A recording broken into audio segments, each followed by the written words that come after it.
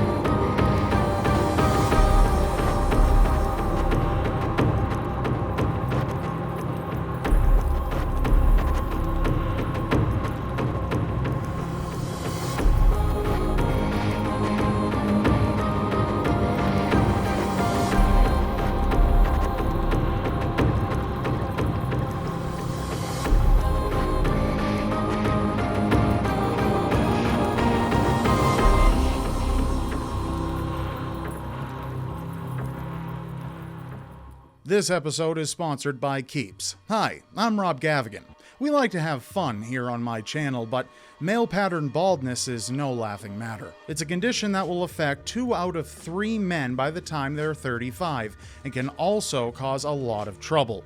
When you're bald, you may get weird looks in public, potential mates may run away in horror, people will get the wrong idea if you have your hands in your pockets anywhere near a playground, or worst of all, you may end up looking like this freak. Thankfully, Keeps is here to help. Keeps is a subscription service that connects men with real doctors in a way that's convenient, easy, and affordable to help you keep your hair. because the best time to act is while you still have hair on your noggin. With Keeps, you'll have an open line 24/7 with your doctor via online messaging, and they'll review the best options for you. Then every 3 months, you'll be shipped medication directly to your home to help keep your follicles firm. So if you're ready to keep a hold on your hair, head down to the description below now and hit the link to keeps.com/RobGava. That's KEEPS.com/RobGava, and you'll get 50% off your first order just for being my viewer. The medication you get sent is the generic form of the FDA-approved medications, so it's more affordable for you and you're not paying extra just for a brand name. And Keeps also has a progress tracking tool, so you don't have to spend each morning recounting every single hair on your head. So annoying. But when it comes to hair loss, prevention is the name of the game. It's much easier to keep the hair that's still there than to get hair back that's already gone. My good friend Roger didn't use Keeps, and he's dead now. He didn't have male pattern baldness or anything, and his death had nothing to do with baldness in any way, and he was 96 at the time of his passing, and he was run over by a bus while doing the milk crate challenge in the middle of a freeway, but why take the chance, right? So find out why Keeps has more 5-star reviews than any of their competitors, and why hundreds of thousands of men swear by them. And you don't want to wait. Everyone is different, but it typically takes 4 to 6 months to start seeing results. So don't wait. Hit up the link in the description below, keeps.com/RobGava. That's KEEPS.com/RobGava, and you'll get 50% off your first order just for being one of my awesome viewers. Just one. You don't have to be two, just one. So thank you to all of you who do, and let's get on with the episode. Let's just do it. The woman known as Sada Abe was born on May 28, 1905 in Tokyo, Japan, as the daughter of Shigeyoshi and Katsu Abe. Coming from a long-time upper-middle-class family, her parents were tatami mat makers, a type of flooring material that's used in traditional Japanese-style rooms. Despite having a lot of children, only 4 of them survived to adulthood, and Abe was the youngest among them.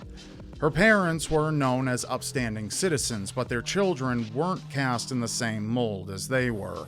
Abe's brother, Shintaro, was a womanizer who ran away with the family's money with his wife. Meanwhile, Teruko, Abe's sister, was popular among the young men in the neighborhood and became the lover of several of them. Because of this, Sada's father sent Teruko to work in a brothel as punishment for her promiscuity. I'm not sure how that's supposed to help, but they have just been like sending a misbehaving kid to Disney World, but times were different back then.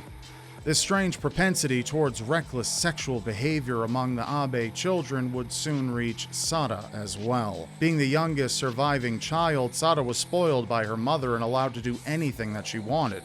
Sada was eventually encouraged to take singing lessons and learn the traditional Japanese string instrument, the samisen. In the past, these activities were not considered artistic labor, but more closely associated with geisha and prostitutes. Despite being deemed as a low-class profession, geisha were also considered as glamorous celebrities. Sada was inspired by their image, influencing her to skip her music lessons and to wear flashy makeup. Though making up for a lack of education by simply applying more layers of makeup may seem like a common practice today for a child from an upstanding family in these days, and in a culture as steeped in tradition as Japan's, this was more unusual. When she became a teenager, Sada started going out and interacting more with other teens in her area, mostly boys. At first, she had fun, as the young men of the neighborhood liked her. Unfortunately, when Sada was only 14 years old, her youthful life turned into a nightmare when one of the neighborhood boys trapped her and forced himself on her. It was an awful event that stuck with Sada, understandably. Her personality and life then took a drastic turn as she became a rebellious teenager. Because of this, her father decided to sell her to a geisha house in Yokohama. Something tells me this father just wasn't really understanding the whole punishment thing, but, I digress. At first, Sada was almost excited about her so-called punishment, since the geisha world fascinated her so much, but there was a problem. First, being a geisha was anything but glamorous 24/7. It proved to be a brutal lifestyle. To become a popular geisha, it required years of training and apprenticeship from childhood, which Sada didn't have. Because of this, she was kept from reaching a higher status among the geisha and was tasked to provide sex for clients. Not sure if the father knew that he was tossing his daughter out of the frying pan and into the fire, but, Sada was destined to make a name for herself anyway, so. Sada contracted syphilis after 5 years as a sex worker in the same geisha house. The disease would require regular physical examinations that cost a lot of money. That's when Sada decided to stop being a geisha and began working full-time as a prostitute. The need for more money brought Sada to the city of Osaka, where she worked as a licensed prostitute in the famous Tobita brothel district. It was so popular that visitors, frequently following their nose to find the fish market, would often end up in the brothel district by mistake. I can't confirm that actually ever happened, but it would be pretty crazy if it did. Anyway, Sada gained a reputation as a troublemaker, as she liked money so much that she had a tendency to steal money from her clients. In order to gain more clients, she tried to leave the brothel several times, but brothels weren't exactly easy to escape. If she was going to get out, she'd have to have a solid plan in place. It was a real Hotel California role type of situation. She finally escaped after 2 years and began to work as a waitress, trying to live by her own merit, but was then forced to return due to her financial situation. After a few more years, Sada decided to go home after hearing the news of her mother's death and her father's sudden illness. She supported her father by working as a prostitute in Tokyo, something I guess her father was suddenly cool with, and becoming a mistress of one of her clients. During the day, she would care for her father, proving to be a loyal daughter, despite the years of hardship she endured. In January of 1934, Sada's father passed away. In October of 1934, Sada was caught and arrested by police for unlicensed prostitution. Eventually, she was released after one of her customers paid her bail. He was in love with Sada and decided to take her as his mistress. The man even set up a house for her to live in. However, Sada eventually ended their relationship due to being mistreated and left for Nagoya to work as a maid, where she became romantically involved with a banker. But it seemed every time Sada tried to leave Tokyo, fate would eventually take her back to her hometown, as the banker helped Sada find a job and become financially independent. In 1936, Sada started working as an apprentice at a restaurant, and it was there that she finally met Kichizō Ishida. The man who would eventually become the focus of Sada's love life, Kichizō Ishida, happened to also be the owner of the restaurant she worked at. He started out as an apprentice at a restaurant and worked hard to understand the business before opening his own establishment. The 42-year-old man was also known as a womanizer, even though he already had a wife. What a jerk. Noticing Sada's beautiful looks, Ishida began to make advances towards her. At that time, Sada was sexually frustrated by her lover, the banker, longing for another man's touch, and amused by Ishida's flirtatious ways. Sada gave in to his approaches. The two ended up making love inside Ishida's establishment while being sung an intimate ballad by the restaurant's geisha, which may have been quite romantic at the time, but now it just sounds incredibly awkward, but I suppose they didn't have stereos to blast the Batman Forever soundtrack back then. Anyway, from there, Sada's feelings towards her boss grew stronger each time they met, which was probably quite a lot considering she literally worked for him. When asked about Ishida, Sada mentioned, and I quote, "It is hard to say exactly what was so good about Ishida, but it was impossible to say anything bad about his looks, his attitude, his skill as a lover, the way he expressed his feelings. I had never met such a sexy man." In the course of 2 weeks, they managed to arrange dates at hotels, and Ishida even rented a house for Sada so they could make love to each other in private without fear of getting caught by others. Why are so many people renting her a house? I don't get why that was a thing. But Sada started to notice her feelings inside her, things that she had not felt in a while. Love and jealousy. According to Sada, she had come to know true love for the first time in her life after she met Ishida.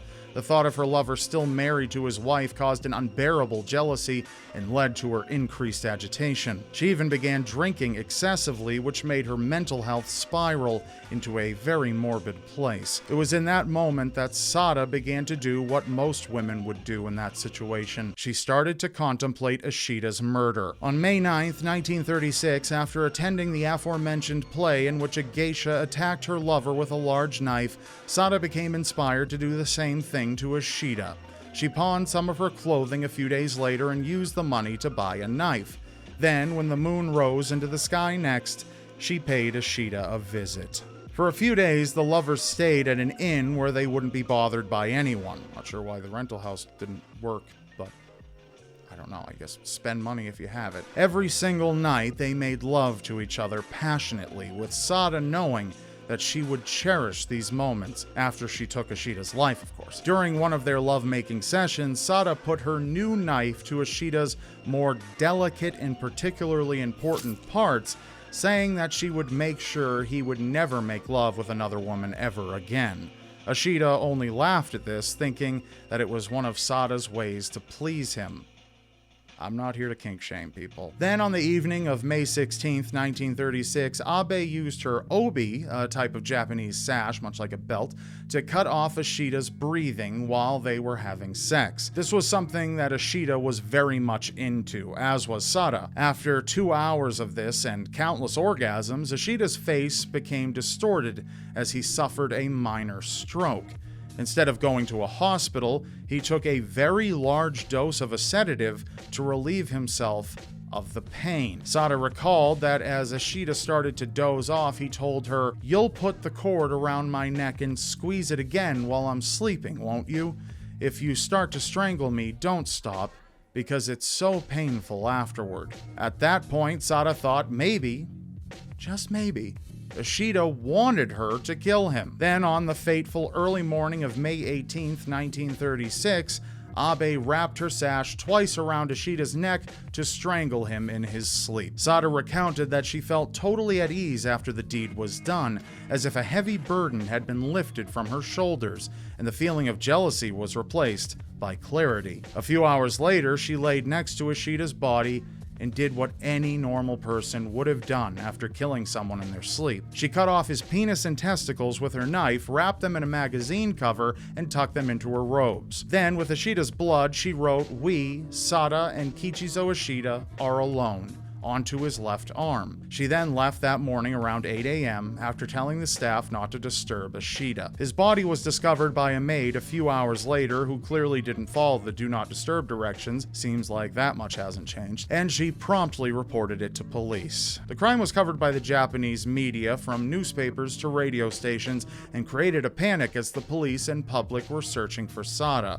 False sightings of her in various cities were reported to the police, and one even nearly caused a stampede in Ginza, Tokyo, that led to a huge traffic jam. Meanwhile, Sada stayed at an inn in Shinagawa, Tokyo, where she indulged herself in drinking, massage, and writing farewell letters to her previous lovers, acquaintances, and Ishida. Pretty sure if he'd been alive to read that letter, he'd be a bit more concerned with his missing genitals, but a sweet gesture nonetheless. Other than planning her suicide, she also practiced necrophilia with Ishida's manhood. Yep, that's right, she did.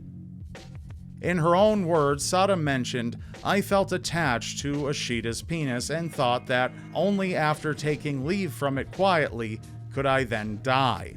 I unwrapped the paper holding them and gazed at his penis and scrotum. I put his penis in my mouth and even tried to insert it inside me." God, I'm really hoping nobody clips this audio. Why would I even say that? It didn't work, however, though I kept trying and trying. Then I decided I would flee to Osaka, staying with Ishida's penis all the while, like it's a roommate. In the end, I would jump from a cliff on Mount Ikoma while holding onto his penis.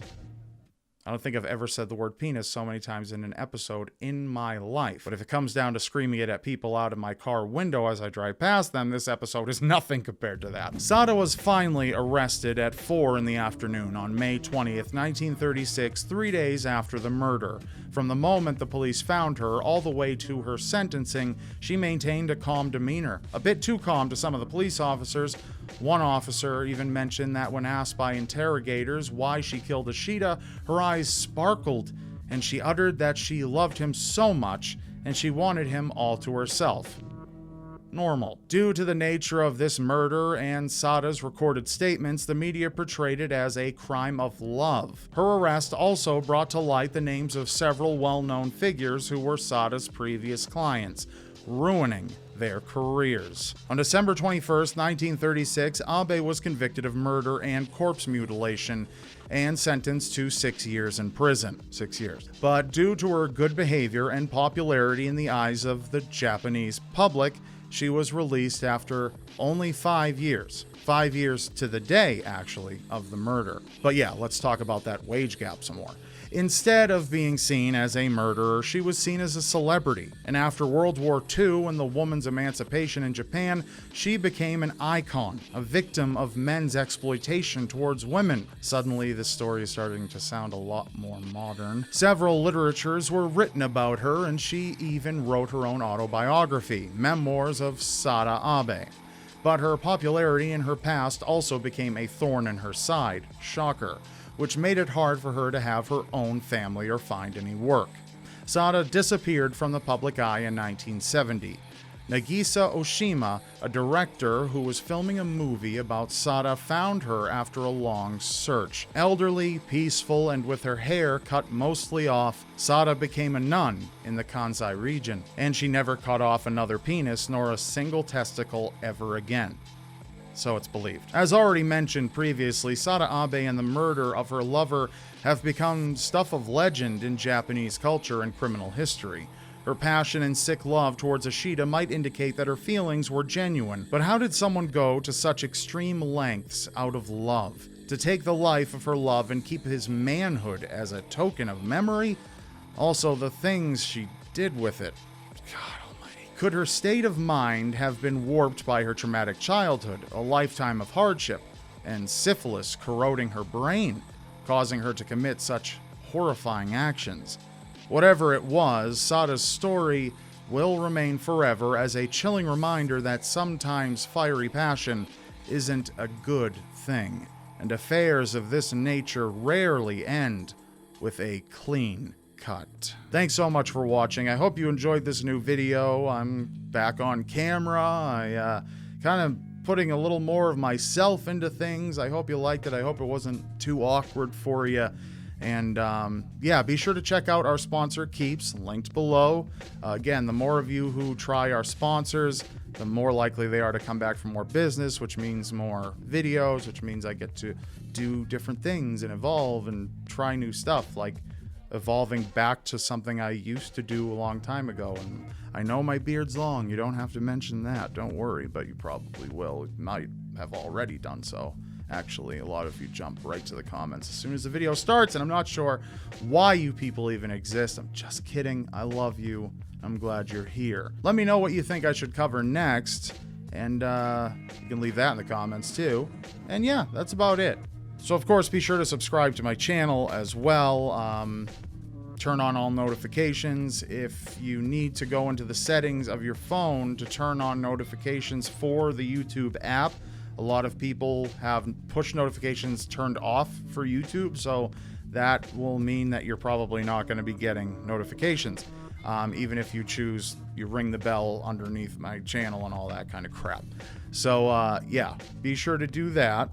And then, you know, just hit all on the notifications down there. That'd be great.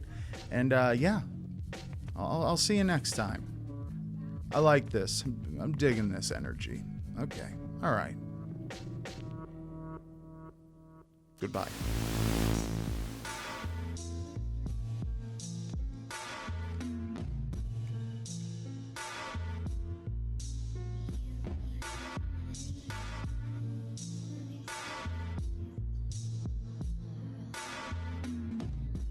Off with the camera.